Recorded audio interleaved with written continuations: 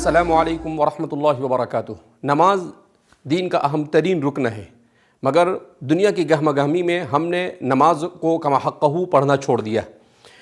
نماز کے سلسلے میں نبی کریم صلی اللہ علیہ وسلم سے بے شمار جہاں پر ثواب کی احادیث منقول ہے، وہیں پر نماز کو صحیح انداز میں اور صحیح طریقے سے نہ پڑھنے پر بڑی وعید نبی کریم صلی اللہ علیہ وسلم سے منقول ہے۔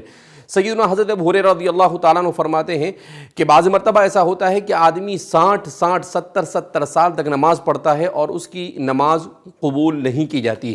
سوال کیا گیا کیوں؟ تو آپ نے فرمایا کہ لا یتم رکوعہا ولا سجودہا، کہ وہ رکوع اور سجدہ مکمل طور پر نہیں کرتا، یعنی سنت طریقے پر وہ نماز ادا نہیں کرتا ہے۔ حضرت عمر رضی اللہ تعالیٰ عنہ فرماتے ہیں کہ بعض مرتبہ آدمی بچپن سے لے کر بوڑھا ہونے تک نماز پڑھتا رہتا ہے مگر اس کی ایک رکعت بھی قبول نہیں کی جاتی ہے۔ پوچھا گیا کیوں؟ کہا اس لیے کہ وہ رکوع اور سجدوں کو اور نماز کو صحیح انداز میں نہیں ادا کرتا ہے۔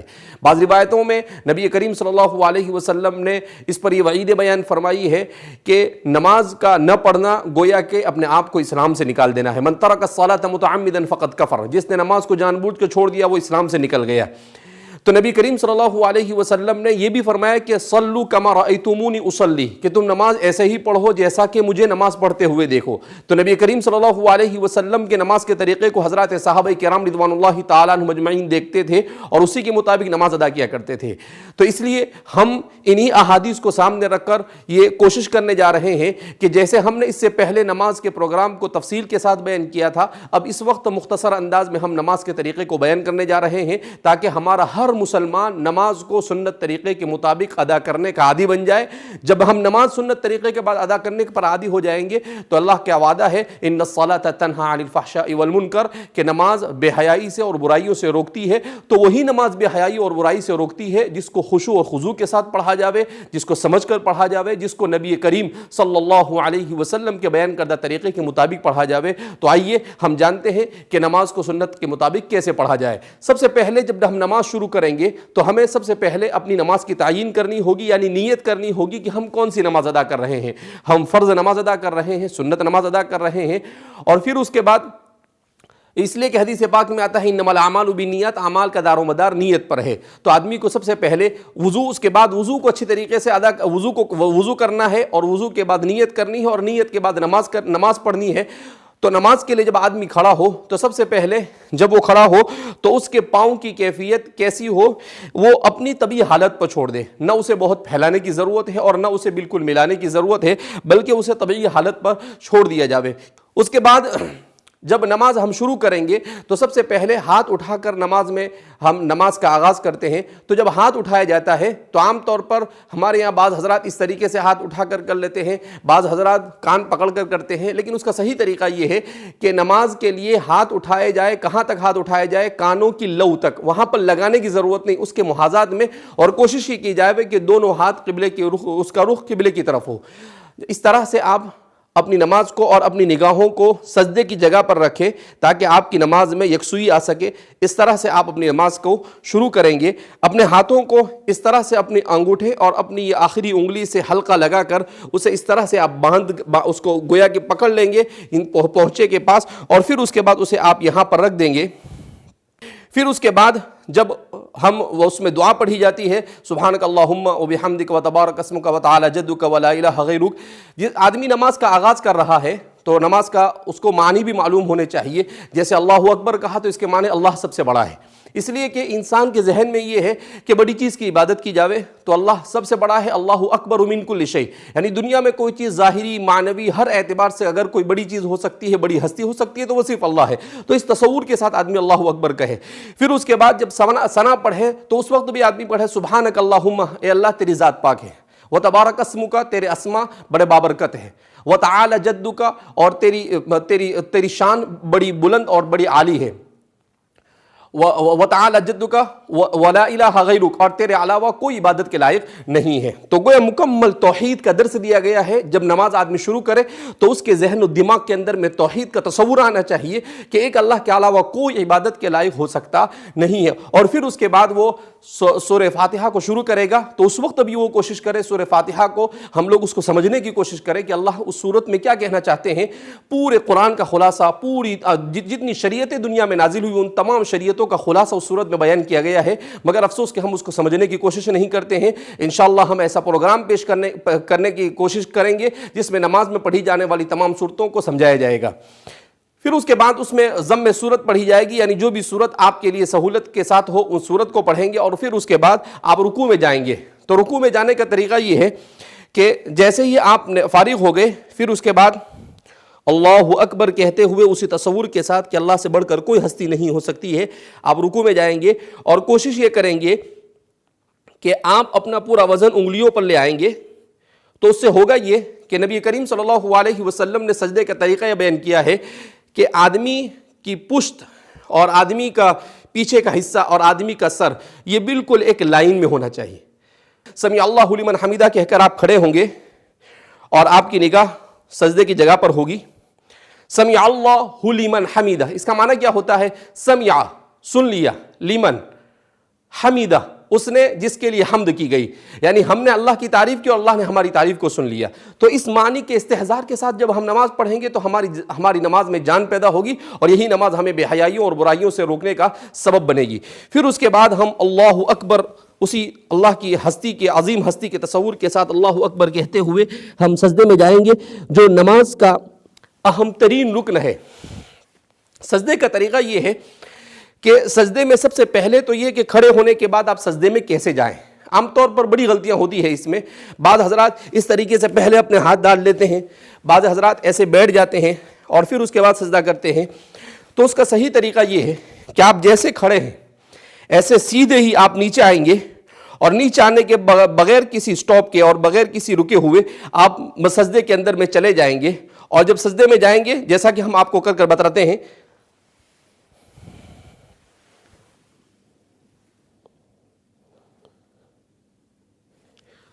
سجدے میں عام طور پر غلطیاں یہ ہوتی ہے کہ بعض حضرات اس طریقے سے اپنے ہاتھوں کو رکھتے ہیں، یہ نبی کریم صلی اللہ علیہ وسلم نے اسے مکروہ کہا ہے، یعنی یہ عمل پسند نہیں کیا گیا۔ اسی طریقے سے بعض حضرات اپنے ہاتھوں کو ایسا بچھا دیتے ہیں، تو اس عمل کو بھی پسند نہیں کیا گیا ہے۔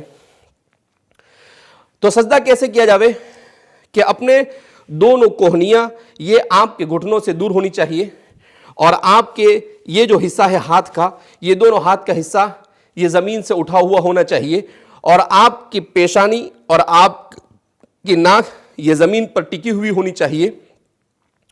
اس طرح سے جب آپ سجدہ کریں گے تو یہ سنت کے مطابق سجدہ ہوگا۔ ام المؤمنین عائشہ صدیقہ رضی اللہ تعالیٰ عنہ فرماتی ہے کہ آپ جب سجدہ کرتے تھے تو اتنی جگہ ہوتی تھی کہ ایک بکری کا چھوٹا سا بچہ وہاں سے گزر سکتا ہے۔ تو اسی انداز میں ہم سجدہ کرنے کی کوشش کریں، تھوڑا سا ہم فاصلہ رکھیں گے اور اپنی پیشانی، اور اس کو اس لیے کہا جاتا ہے، فقہاء نے لکھا ہے کہ اگر ہماری ناک اور پیشانی دونوں میں سے کوئی ایک چیز اگر سجدے میں نہیں رہتی ہے اور ہمارے پاؤں بھی اٹھ جاتے ہیں تو اس صورت میں ہماری نماز فاسد ہو جاتی ہے، نماز صحیح ہو سکتی نہیں ہے۔ اس لیے حدیث میں آتا ہے کہ بندہ جب سجدے میں ہوتا ہے تو گویا کہ اس کا سر اللہ کی گود میں ہوتا ہے۔ سب سے زیادہ بندہ اللہ کے قریب اس وقت ہوتا ہے جب وہ سجدے میں ہوتا ہے۔ اسی لیے اگر آدمی عربی جانتا ہے تو اسے سجدے کے اندر میں دعائیں مانگنی چاہیے۔ بعض حضرات نے لکھا ہے کہ سجدے میں کی جانے والی دعا کو اللہ کبھی بھی رد نہیں کرتا ہے، اس لیے کہ جب بندہ بالکل اللہ کے قریب ہوتا ہے اور اللہ سے مانگتا ہے تو ظاہر سی بات ہے کہ اللہ رب العزت اس کو کیسے اپنے دربار سے خالی ہاتھ چھوڑ سکتے ہیں۔ تو سجدے میں، اور عام طور پر یہ ہے کہ ہم سبحان ربی الاعلیٰ پڑھتے ہیں، اس کا معنی بھی ہمیں سمجھنا چاہیے، پاک ہے وہ ذات جو بڑی بلند ہے۔ اللہ رب العزت کی پاکی کو بیان کیا جا رہا ہے، اور بھی سجدے کی بہت ساری دعائیں نبی کریم صلی اللہ علیہ وسلم سے منقول ہے۔ آپ صلی اللہ علیہ وسلم سے منقول ہے کہ آپ صلی اللہ علیہ وسلم سجدے میں پڑھا کرتے تھے، اللہم اغفر لی ذنبی کلہ دقہ وجلہ کبیرہ وصغیرہ علانیتہ وسرہ، کہ اللہ رب العزت میرے گناہوں کو معاف فرما دے، چاہے چھوٹا ہو چاہے بڑا ہو، چاہے کس طرح کا بھی گناہ ہو، میرے تمام گناہوں کو معاف فرما۔ اب ظاہر سی بات ہے، بندہ جب اللہ کے اتنے قریب ہوگا اور اللہ اگر اس کے گناہوں کو معاف کریں گے تو اس بندے کے لیے اس سے بڑی اور کیا سعادت ہو سکتی ہے۔ اور بھی بہت ساری دعائیں نبی کریم صلی اللہ علیہ وسلم سے منقول ہے جو انشاءاللہ آپ کو اسی پروگرام کے اندر میں آپ کو دعائیں بتائی جائے گی، اس کو لکھ کر ہم انشاءاللہ پیش کرنے کی کوشش کریں گے اس کے ترجمے کے ساتھ۔ اس کے بعد سجدے کے بعد جب بیٹھا جاتا ہے اس کو جلسہ کہا جاتا ہے، دو سجدوں کے درمیان جو بیٹھتے ہیں اسے جلسہ کہا جاتا ہے۔ جلسے میں جب بیٹھتے ہیں تو یہ وقت بھی اللہ کے بڑے تقرب کا وقت ہوتا ہے، اسی لیے نبی کریم صلی اللہ علیہ وسلم اس وقت میں ایک دعا سکھائی آپ صلی اللہ علیہ وسلم نے، اللہم اغفر لی وارحمنی وعافینی وہدینی وارزقنی وجبرنی۔ اس میں سب کچھ آ گیا، دنیا اور آخرت کی تمام بھلائیاں آ گئی. تو ہمیں اس دعا کا بھی اہتمام کرنے کی کوشش کرنی چاہیے، اس لیے کہ جب بندہ دو سجدوں کے درمیان ہوتا ہے تو اللہ رب العزت اس کو اس وقت بندے کی طرف بہت زیادہ متوجہ ہوتا ہے، اور اللہ رب العزت اس کی ہر دعا کو قبول کرتے ہیں. لہذا اس بنا پر اس دعا کو بھی ہمیں سیکھنے کی کوشش کرنی چاہیے. اس کے بعد جب سجدے سے کھڑے ہو تو سجدے سے کھڑے ہونے میں بھی ہم بڑی کوتاہیاں کرتے ہیں. ضرورت اس بات کی ہے کہ سجدے سے کھڑے ہونے کے طریقے کو معلوم کر لیں. اس طرح سے سجدے سے کھڑے ہو.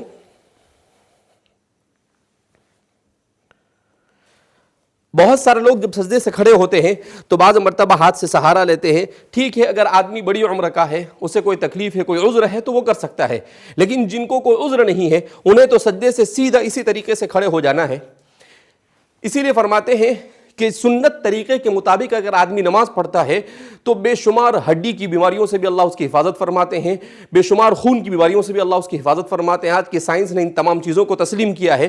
تو دنیا آخرت کا ثواب تو ملنا ہی ہے، دنیا کی بھلائیاں اور سعادتیں بھی ملنی ہی ہیں، اور اسی کے ساتھ ساتھ اللہ رب العزت نماز کی اس برکت سے ہمیں صحت کی بھی بہت ساری نعمتوں سے مالا مال اللہ رب العزت مالا مال کریں گے اگر ہم نے سنت طریقے کے مطابق نماز پڑھی.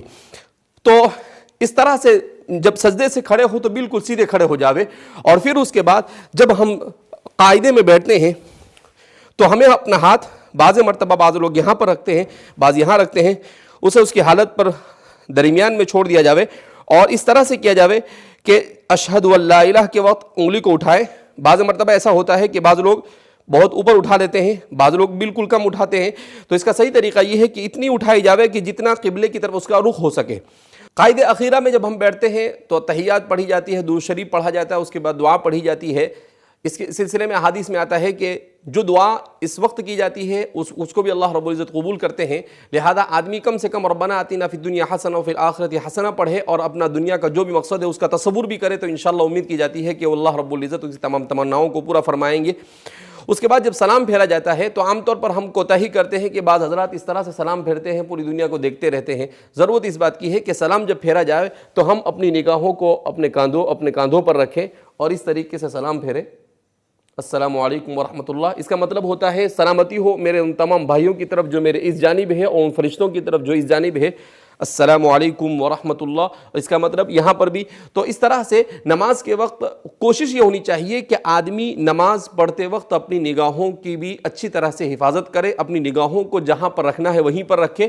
دعا میں بھی یہ ہوتا ہے کہ ہمارے یہاں پر عام طور پر جب دعا کرتے ہیں تو دعا میں بعض حضرات اس طرح سے اپنے منہ کو چھپا دیتے ہیں، بعض حضرات دعا میں، لیکن اس کا صحیح طریقہ یہ ہے کہ اپنے ہاتھ کو سینے کے سامنے رکھا جاوے اور اس طرح سے کھلا رکھا جاوے اور اللہ رب العزت سے مانگا جاوے.